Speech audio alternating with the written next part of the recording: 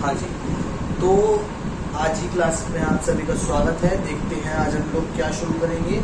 तो आज जो हम शुरू करने वाले हैं उसको class 12 chapter 1 chemistry solid states का नाम दे रहा हूँ। Chapter 1 chemistry class 12 solid states. तो मेन जो ये क्लास चलेगी वो थ्योरी के ऊपर चलेगी। न्यूमेरिकल्स की क्लासेस अलग चल रही हैं, उनके लिए आपको लिंक दे दिया जाएगा। तो जो अभी सॉलिड्स की क्लास है इसमें हम मेन थ्योरी को पकड़ के चलेंगे, क्योंकि सीबीएसई में मेन थ्योरी है सिर्फ 18 से 22 नंबर का न्यूमेरिकल पार्ट आता है और आपका पार्ट आता है थ्योरी का। और ऑर्गेनिक फिजिकल में बता रहा हूँ, फिजिकल केमिस्ट्री में 18 से 12 नंबर आपके 12 से 18 नंबर आपके वो आ जाएंगे न्यूमेरिकल्स में। और जितना पार्टिकल पोर्शन आएगा कम से कम 40 नंबर यही कंसिस्ट करता है आपका इनऑर्गेनिक केमिस्ट्री और आपकी क्या कहते हैं फिजिकल केमिस्ट्री। तो ये 40% से ज़्यादा आपकी कवरेज ले लेती है, 40 मार्क्स की कवरेज ले लेती है। 70 मार्क्स के पेपर में 30 मार्क्स ऑर्गेनिक उसे अलग कर दो, उसमें 40 मार्क्स में आपकी 12 to 18 नंबर की आपकी न्यूमेरिकल्स आ जाएंगे, जिसमें 1 नंबर के भी होंगे वो इजी होते हैं, और जो 3 नंबर के होंगे और जो 5 नंबर के होंगे।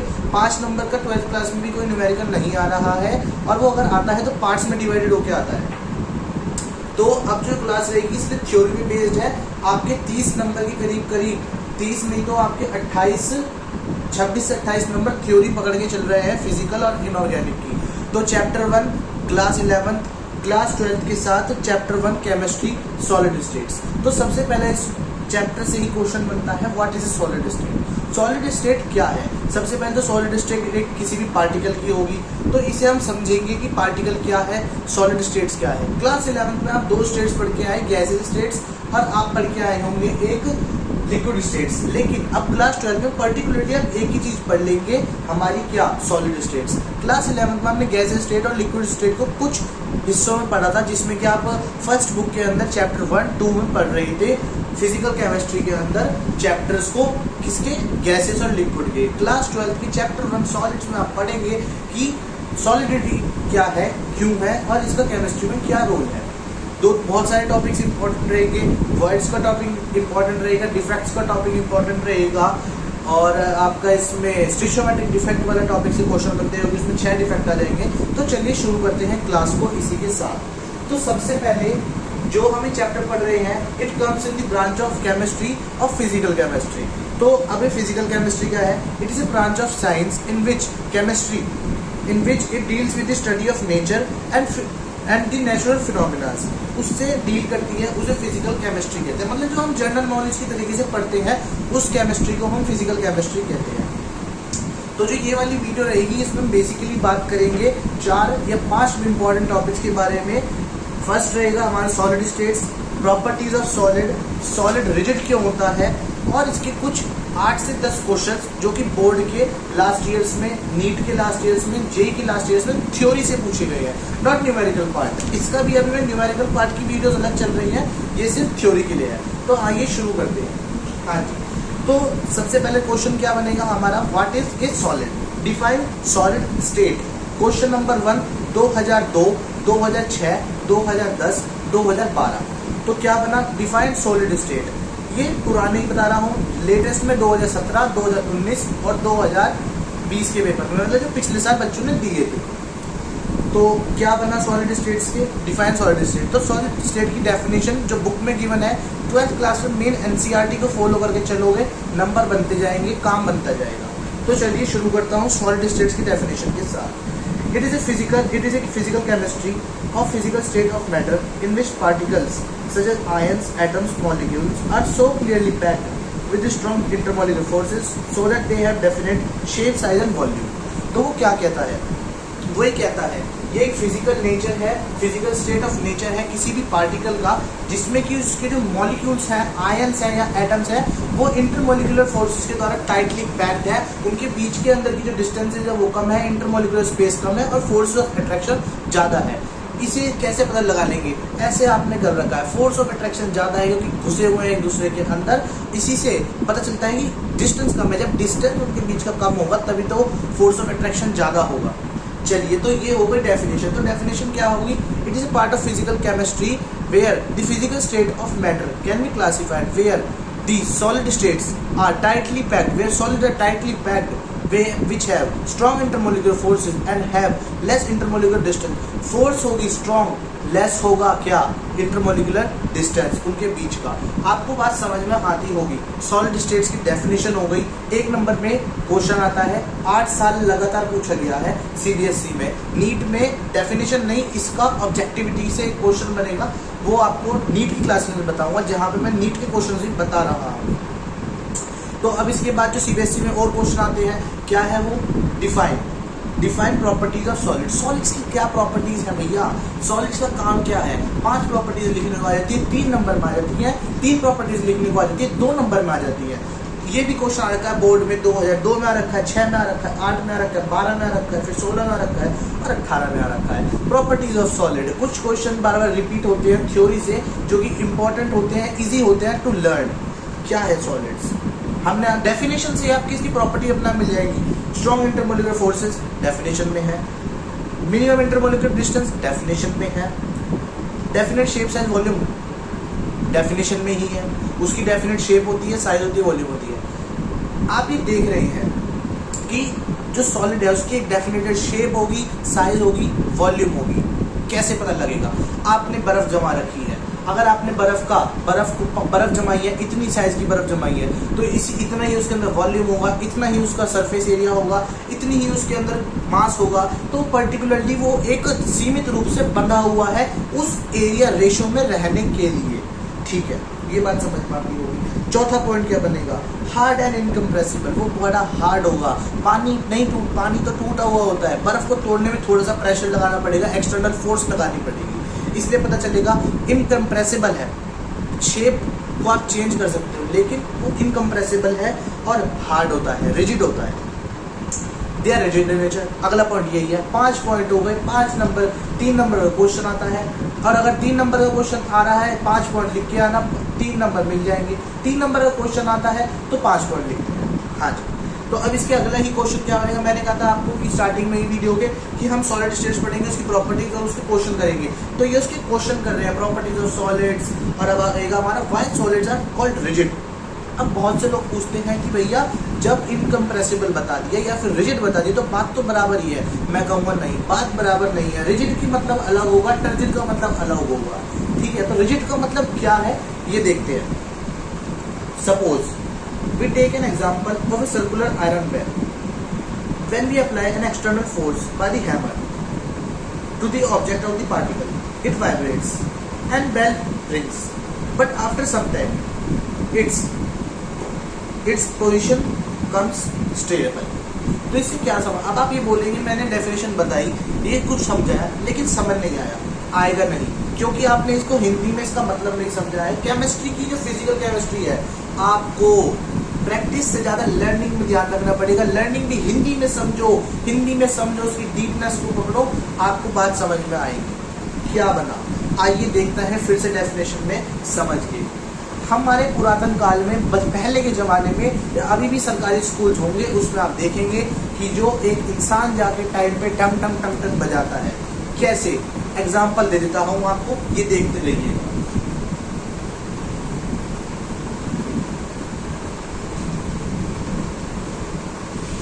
हाँ जी, देखिए, मान लीजिए हमने बेल ले ली है, इसे हमने बजाया, आपको इसकी वाइब्रेशन सुनाई दी होगी। हाँ जी, तो ये बेल बज गई। ये बेल आपके किसी सोहन मोहन काका भैया ने बजा दी और बच्चे खुश हो गए कि भैया छुट्टी हो गई। परंतु इसमें कोई होशियार बच्चा होगा तो वो क्या देखेगा, वो अभी केमिस्ट्री पढ़ के आया है, वो क्या बोलेगा, वो अभी केमिस्ट्री पढ़ के आया तो वो क्या बोलेगा, भैया ने बेल बजाई, बीटा, उसे पीटा तो बेल में से आवाज आई, टंग टंग बेल की आवाज आ गई। परंतु वो थोड़ी देर बाद अपना बंद हो गई। वो ऐसा क्यों हुआ, जब किसी हैमर से हमने उस बेल को मारा, जब हमने किसी हैमर से इस बेल को मारा तो इससे क्या हुआ, इसके अंदर के जो पार्टिकल्स थे, इसके एटम्स थे, इसके मॉलिक्यूल्स थे, उन्होंने अपनी जगह छोड़ी। अपनी जगह छोड़ने के बाद वो हिलने लगे, और थोड़ी ही देर बाद जब वो वाइब्रेशन की फ्रिक्वेंसी कम हुई, वो आपस में फिर से जुड़ गए। वापस में अपने पास उन्होंने फिर से फोर्स ऑफ अट्रैक्शन को ज़्यादा कर लिया, इंटरमोलिकुलर डिस्टेंस को कम कर लिया। इसी वजह से वो अपनी पोजीशन पे स्टेबल हो गए। यही वो कह रहा है, Y solid state are rigid. Because of this example they are rigid. There are more many examples so that we can find solid states as rigid. So you have able to learn it or you have clarified a topic. अभी भी कह रहा हूँ example book में mentioned है, NCERT class 12 chemistry में mentioned है ये एग्जाम्पल, यहाँ से ही देख के चलना। केमिस्ट्री के टीचर ज़्यादातर एनसीईआरटी को फॉलो करते हैं, एनसीईआरटी से ही डेफिनेशन को मिलाया जाता है। जो डेफिनेशन बता रहा हूँ एनसीईआरटी में मिलेगी, ज़रूर मिलेगी। अगला जो क्वेश्चन बनेगा क्या है, why solid have definite volume. Solid की डेफिनेशन वॉल्यूम क्या है, हमने आपको एक डेफिनेशन भी बता के चल रहे हैं, डेफिनेट शेप साइज वॉल्यूम है। यही क्वेश्चन आ रहा है, कब आया है, 2003 में आया है, 5 में आया है, 7 में आया है, 11 में आया है, 12 में आया है, 16 में आया है। 16 में 2 क्वेश्चन आ गए हैं। 16 में ये वाला क्वेश्चन कंपार्टमेंट के पेपर में आया है, ये वाला क्वेश्चन कंपार्टमेंट के पेपर में आया है, मेन पेपर में नहीं आया। तो क्या बनेगा इसका आंसर, पहले डेफिनेशन इंग्लिश में बता देते हैं, फिर उसका अर्थ बताते हैं, देखते हैं क्या समझ में आता है आपको। Since solid have strong intermolecular forces with minimum constant intermolecular distance, hence they have definite dimensions, and by the formula volume is equals to डब्बा cube, we can say that solids have definite volume। अब ये कहेंगे भैया आपने मुझे बता दिया लेकिन बात कुछ समझ में नहीं आई। बिल्कुल नहीं आएगी समझ में, क्यों नहीं आएगी, मैंने बताया है हिंदी को पकड़ना है, फिजिकल केमिस्ट्री में हिंदी को पकड़ना है, ऑर्गेनिक केमिस्ट्री में फॉर्मूलाज पकड़नी है, थ्योरी पकड़नी है। उसमें मेन क्या बनेगी थ्योरी, मैंने आपको शुरुआत में बताया सॉलिड्स के अंदर स्ट्रॉन्ग इंटरमोलिकुलर फोर्स है और लेस इंटरमोलिकुलर डिस्टेंस है। तो इससे हमने क्या देखा, अब उनके बीच में जब स्ट्रॉन्ग इंटरमोलिकुलर फोर्सेज है तो इस वजह से वो कांस्टेंट इंटरमोलिकुलर डिस्टेंस पे रहते हैं। जब आपका फोर्स ज़्यादा लगेगा है, बीच में इंटरमोलिकुलर डिस्टेंस ज़्यादा है, तो डिस्टेंस अपने आप ही कम हो जाएगा। आप किसी से प्यार करते हैं तो आप उससे ज़्यादा करीब कब रहेंगे, जब आपके बीच की दूरियां कम होंगी। हर चीज़ से समझाते हुए चल रहा हूँ, समझते रहना। आप किसी से प्यार करते हैं, आप किसी से प्यार करते हैं तो आप उसे कैसे समझेंगे, अगर आपके बीच की दूरियां बड़ी होंगी तो वहाँ पे अट्रैक्शन भी उस पर्सन के लिए कम होते रहेगा। बात आपको समझ में आ चुकी होगी अब इस एग्जाम्पल से। अब लेकिन हम केमिस्ट्री की बात कर रहे हैं तो हम बताते हैं आपको, जब उनका इंटरमोलिकुलर डिस्टेंस कम है और फोर्स ऑफ अट्रैक्शन ज़्यादा है तो इससे क्या होगा, उनका जो डायमेंशन है वो एक फिक्स हो जाएगा, उनका जो डायमेंशन है वो फिक्स हो जाएगा। अब आपके मतलब आप प्यार करते थे, आप पास में ही रहते हो, वो भी पास में रहते हैं, तो इस वजह से उनके और आपके बीच में अट्रैक्शन ज़्यादा है, आपके पेरेंट्स के साथ आपका अट्रैक्शन ज़्यादा है तो आप उनसे अपनी बातें कह देते हैं। इसी तरीके से आप उनके साथ मिल चुके हैं, घुल चुके हैं, उनके साथ मैच हो चुके हैं, ठीक है। इसी एग्जाम्पल को केमिस्ट्री में उन्होंने यही कह दिया, इस वजह से उनकी डायमेंशन फिक्स है, उनकी डायमेंशन फिक्स है। और इसे हम केमिस्ट्री में फॉर्मूला क्या होता है, डब्बा क्यूब। डब्बा क्यूब क्या हो गया, ब्रैकेट का क्यूब, समझ में आ गया होगा। अब इसी को हम सॉलिड्स को फर्दर क्लासीफाई कर सकते हैं। लास्ट टॉपिक सॉलिड से क्या होगा, solids can be classified into 2 parts, amorphic solid and crystalline solid. अब आप ये पूछेंगे भैया एमरफिक सॉलिड क्या होता है और क्रिस्टलाइन सॉलिड्स क्या होता है, थ्योरी को पकड़ के चलना है, समझ में आ जाएगा, जल्दी समझाऊंगा। 5 पॉइंट, ये भी क्वेश्चन बोर्ड का क्वेश्चन है, 3 नंबर में आता है और बहुत कभी कभी आया है 5 बार, 5 नंबर में आया है। पहला को बताता हूँ 5 नंबर में कब आया है, 2018 में आया है 5 नंबर में लेटेस्ट में, और 2009 में आया है 5 नंबर में। और अगर आप 3 नंबर की बात करें, 3 नंबर में काफ़ी बार आया है, 2001 में आया है, 2004 में आया है, 2009 में आया है। तो इन तरीके से ये आ गया है 3 नंबर में। 3 नंबर में ज़्यादा कुछ नहीं होता, 4 पॉइंट लिख दो, मार्क्स मिल जाते हैं। इसमें क्या आएगा, difference between amorphic solid and crystalline solid. और दूसरा क्वेश्चन क्या बन रहा है, जो 2 क्वेश्चन अलग में आए हैं, जो कि तमिलनाडु का पेपर है, तमिलनाडु बोर्ड का जो पेपर था उसमें उन्होंने क्या पूछा है question, what are the 2 types of solid states which we have classified and give difference between them. इसमें आपको पहले बताना पड़ेगा क्रिस्टलाइन सॉलिड होता है, एमरफिक सॉलिड होता है, फिर उनका डिफरेंस करना पड़ेगा। तमिलनाडु बोर्ड थोड़ा सा टफ रहता है, इस वजह से वहाँ हैवी चीज़ पूछी जाती है, ठीक है। तो कोई दिक्कत नहीं आती। सबसे पहले हम क्रिस्टलाइन सॉलिड को लेके चलते हैं, इनके एक पॉइंट को समझते हैं, डिफरेंस को याद रखते हैं, फिर उसी का उल्टा हो जाएगा एमरफिक सॉलिड। डिफरेंस में बहुत इजी होता है, इधर वाली चीज़ एक चीज़ रखो, उधर वाले में नॉट लगाते जाओ, या इधर वाले नॉट लगे हैं तो एक को याद रखो। ज़्यादातर में यही होता है, जिसमें उनका मेन तिथि ऊपर से निकल रही होती है, ये बात आपको समझ में आती होगी। तो देख लेते हैं क्या है। क्रिस्टलाइन सॉलिड का सबसे पहले एग्जाम्पल हो जाएंगे आयरन हो जाएगा, कॉपर हो जाएगा, जिंक हो जाएगा, एल्यूमिनियम हो जाएगा। ये 4 नाम आप जल्दी यूज कर लेते हैं, आयरन कॉपर जिंक एल्यूमिनियम, और रोज यूज हो जाते हैं केमिस्ट्री के अंदर बात करूँ तो, ठीक है। NaCl हो जाएगा, नमक आप खाते हैं। CuSO4 हो जाएगा, क्वार्ट्स हो जाएगा। अब एक क्वार्ट्स एक नया टॉपिक आएगा आपके लिए, अगला ही टॉपिक रहेगा सॉलिड्स के बाद, जिसमें मेरी नेक्स्ट वीडियो होगी डिफाइन क्वार्ट्स और उसके फंक्शंस के बारे में। क्वार्ट्स छोटा टॉपिक है, छोटी वीडियो होगी।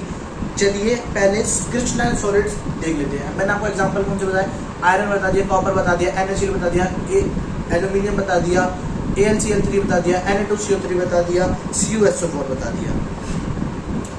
तो इसमें लॉन्ग रेंज ऑर्डर, उनके अंदर जो रेंज ऑर्डर है वो लॉन्ग है। फिर अगला point, all particle have same size, सभी पार्टिकल का साइज सेम है, इक्वल साइज के हैं। Strong intermolecular force of attraction, उनके फोर्स ऑफ अट्रैक्शन स्ट्रॉन्ग होते हैं। Strong intermolecular force of attraction. अगला मिनिमम इंटरमोलिकुलर डिस्टेंस। ये सारी बात डेफिनेशन से आपको समझ में आ रही है।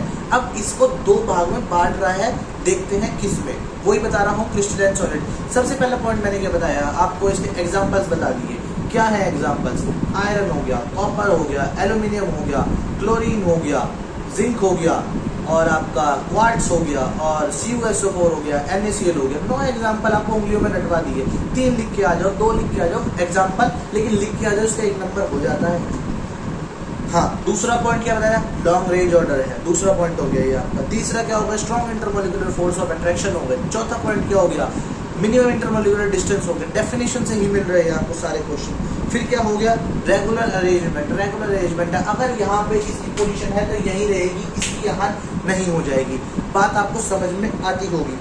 फिर लास्ट पॉइंट क्या हो जाएगा, they can be easily divided to 2 equal parts, उन्हें 2 हिस्सों में बांटा जा सकता है। एक एग्जांपल छोटा सा, आप अपने घर में छोले बनाते होंगे, छोले डाइकोट होता है, बायो का टॉपिक है, मैं बायो का स्टूडेंट भी हूँ, बता भी रहा हूँ बायो को, तो आप समझ भी सकते हैं। कैसे समझेंगे, बायो में आप पढ़ते हैं डाइकोट प्लांट, मोनोकोट। तो डाइकोट क्या होते हैं, जिनके 2 हिस्से हो जाते हैं, 2 कोटिलेडन में बट जाता है। आपको ये बात समझ आ जाएगी इजीली अगर आप बायो के स्टूडेंट हैं। लेकिन कोई नहीं भी आते हैं तो सिंपल है, वो 2 इक्वल पार्ट्स में डिवाइड हो सकता है, बहुत बड़ी बात नहीं है। अब एमरफस सॉलिड, ये थोड़े उसके उल्टे रह जाएंगे, समझते हैं क्या है। सबसे पहले एग्जांपल की बात आ जाएगी, ग्लास आ जाएगा, रबड़ आ जाएगा, प्लास्टिक आ जाएगा, एमरफस सिलिका आ जाएगा। अब इसमें आप सबसे पहले पूछेंगे एमरफस सिलिका, सबसे पहली बार नाम सुना होगा कुछ बच्चे ने जो प्रदीप से पढ़े होंगे, उन्होंने आपको क्लास 11th में भी आपने नाम पढ़ लिया होगा एमरफस सिलिका। एमरफस सॉलिड पढ़ रहे हैं, उसी से नाम आया है एमरफस सिलिका। कोई दिक्कत नहीं है, ये भी क्वार्ट्स के बाद का टॉपिक रहेगा, क्या है क्यों है समझेंगे उस क्लास में। तो इनका शॉर्ट रेंज ऑर्डर है, वहाँ लॉन्ग रेंज ऑर्डर था। Different particle of different size, वहाँ पे सेम पार्टिकल का सेम साइज था। कहाँ पर, क्रिस्टलाइन सॉलिड में, वेरी गुड। अब इसके बाद इनका वीक इंटरमोलिकुलर फोर्स है, उनका स्ट्रॉन्ग इंटरमोलिकुलर फोर्स था।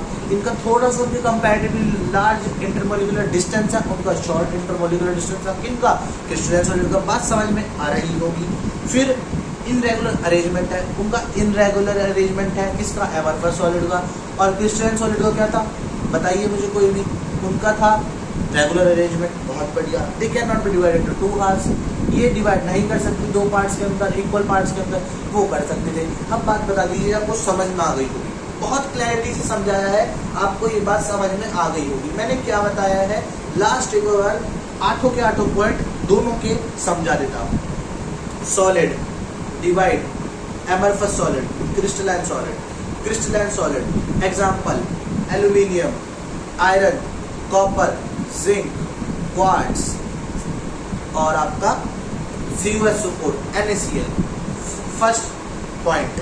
सेकंड पॉइंट क्या होगा आपका, long range order. Third point, intermolecular forces of attraction high.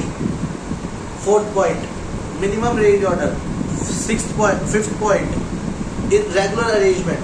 Sixth point, they can be divided into 2 halves. Amorphous solid. Amorphous solid example, point 1, glass, plastic, rubber, amorphous silica, etc. 5 example बता दिए। Second point क्या बनेगा, short range order, large intermolecular distance. Weak intermolecular force of attraction. 5th point irregular arrangement. 6th point क्या बना बता दीजिए। They can not be divided into 2 parts. Topic खत्म।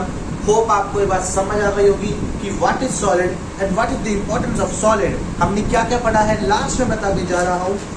Solid की डेफिनेशन पढ़ ली, फिजिकल केमिस्ट्री पढ़ ली कि कहाँ से आई है, प्रॉपर्टीज ऑफ सॉलिड पढ़ ली, रिजिडिटी ऑफ सॉलिड पढ़ ली, why it is not rigid, board के आपको क्वेश्चंस बता रहा हूँ, और डिफाइन डेफिनेट वॉल्यूम क्या होता है ये पढ़ लिया, और सॉलिड्स की क्लासिफिकेशन पढ़ ली। क्या है crystalline solid, amorphous solid. Hope आपको ये क्लास समझ में आई होगी। क्लास समझ में आई है तो मेरे चैनल को सब्सक्राइब करिए, लाइक करिए, कमेंट करिए। आपके साथ होगा आखिरी समय तक फिजिकल केमिस्ट्री लेके। न्यूमेरिकल पार्ट अलग वीडियोस में चलेगा। इस वाले में हम थ्योरी को फोकस करेंगे। 32 नंबर 40 नंबर की आपकी फिजिकल केमिस्ट्री अगर होगी, 12 से 18 नंबर न्यूमेरिकल पार्ट, उसकी वीडियो अलग चल रही है। ये थ्योरी की क्लास चल रही है। इसमें आप करिए, अपना भागीदारी लीजिए, अपने फॉर्मूलाज, अपनी इक्वेशंस के साथ जुड़िए और हमारे साथ अपना कांटेक्ट बनाए रखिए। क्रिस्टल क्लियर आपके टॉपिक्स होते रहेंगे। जय हिंद, जय भारत।